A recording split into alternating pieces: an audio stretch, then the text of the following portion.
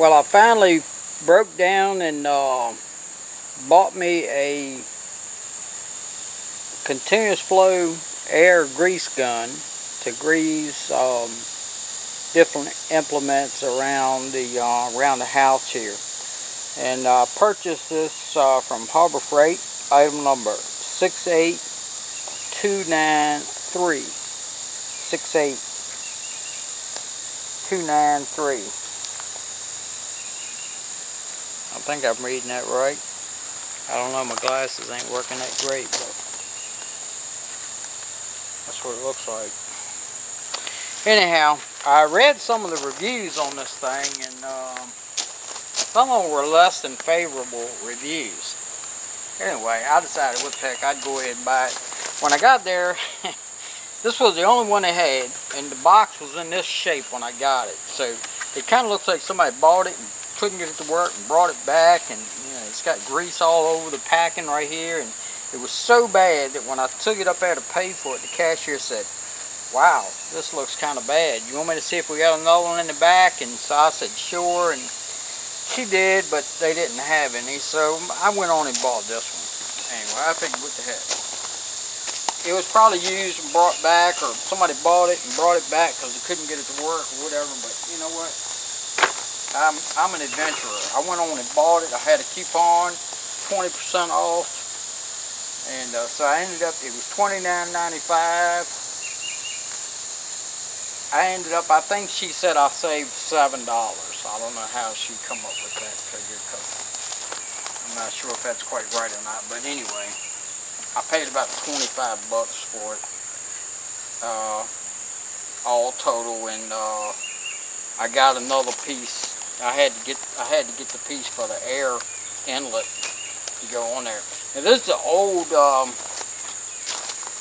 grease gun that I typically use, and basically, you know, you end up having to hold this on there and stick this right here and crank it like this, you know, to get it to work, and it's a real pain in the butt because this part always gets wore out and it won't stay on there.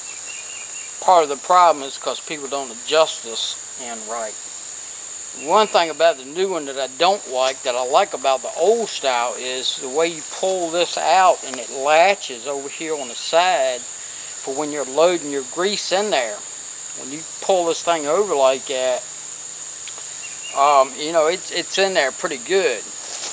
Now I'll show you the new one. The new one, it has,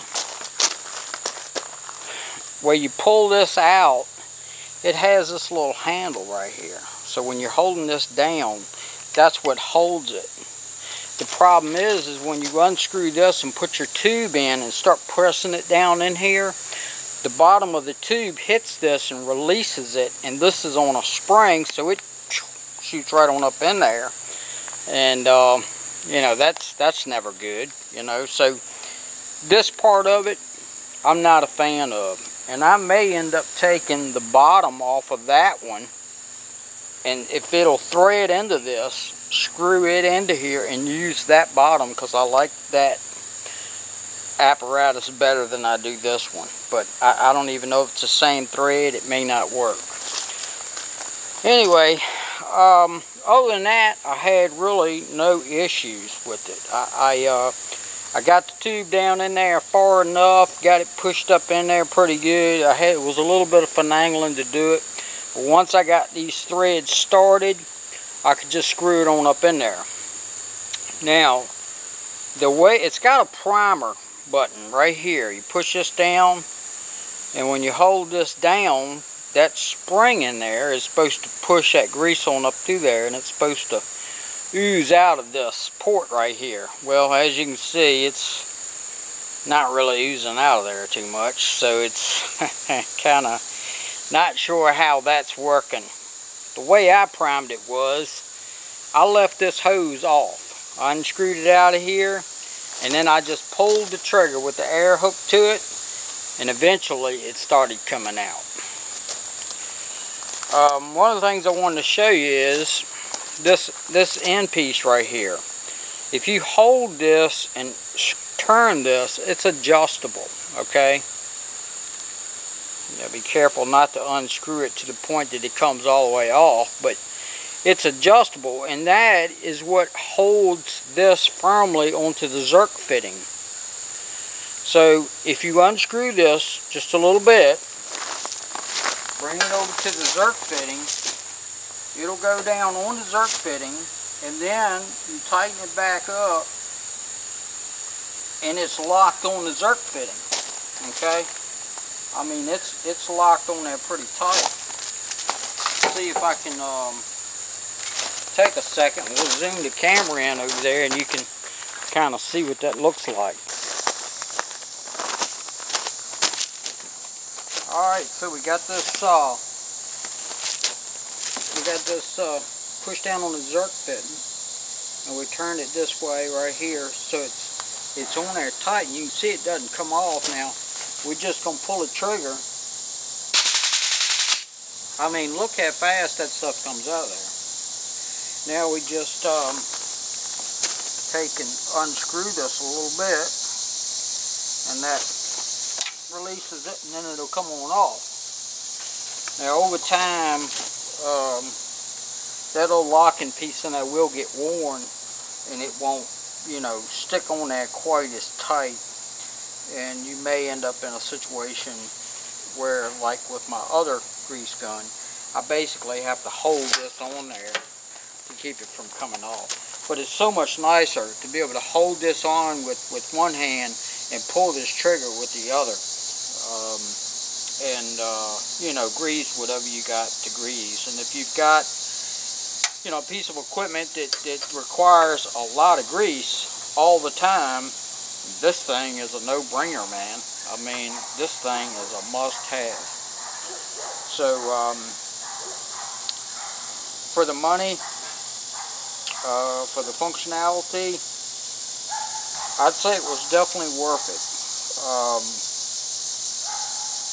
If I can put the other bottom from the other grease gun on here and use it rather than use this one, because I don't like this little thing here, that'll make this thing even better.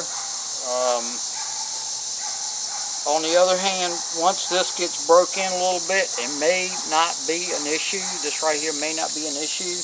It may be that rubber that's down in here is just really tight and doesn't want to go up into the tube. But once it gets enough grease on it and it's used back and forth a few times and wears in, it may go in there, you know, slick as eel snot. Anyhow, I hope you enjoyed the video. If you got a lot of stuff that you need to grease up, I highly recommend you look into getting you one of these. Eventually,